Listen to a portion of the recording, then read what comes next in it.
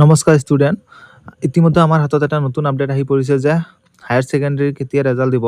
Higher secondary result হিচাপে আমাৰ দুটা ডাঙৰ আপডেট আহি পৰিছে। আমাৰ শিক্ষামন্ত্ৰী আৰু মুখ্যমন্ত্ৰী এটা ডাঙৰ আপডেট দিছে। ডক্টৰ হিমন্ত বিশ্ব শৰ্মাই হায়াৰ ছেকেণ্ডেৰী ৰেজাল্ট লৈ কিনে আৰু ৰণোজ পেগু আমাৰ শিক্ষামন্ত্ৰীয়ে হায়াৰ ছেকেণ্ডেৰী লৈ কিনে দুটা পোষ্ট কৰিছে।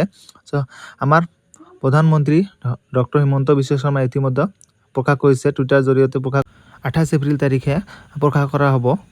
আৰু ৰণোজ পেগুৱে ইতিমধ্যে প্ৰকাশ কৰিছে যে এছএফৰ যিটো হায়াৰ ছেকেণ্ডেৰী ৰেজাল্ট আছে, ৰেজাল্টটো 28 তাৰিখে ঘোষণা কৰা হ'ব বুলি। চ' এতিয়া ৰেজাল্টটো আমি কনফাৰ্ম বুলি ধৰিব পাৰোঁ। চ' 28 তাৰিখে এতিয়া আমি পোনপটীয়াকৈ ক'ব পাৰোঁ যে 28 তাৰিখে আমাৰ ৰেজাল্টটো ঘোষণা হোৱাটো কনফাৰ্ম। চ' 28 তাৰিখৰ কাৰণে তোমালোকে প্ৰস্তুতি লৈ থাকা আৰু এনেধৰণৰ ভিডিঅ'ৰ কাৰণে, শিক্ষামূলক ভিডিঅ'ৰ কাৰণে আমাৰ চেনেলটো লাইক কৰিব, চেনেলটোৰ লগত ছাবস্ক্ৰাইব কৰি জড়িত হৈ থাকক আৰু বন্ধু বান্ধৱীৰ লগত শ্বেয়াৰ কৰিবলৈ নাপাহৰিব।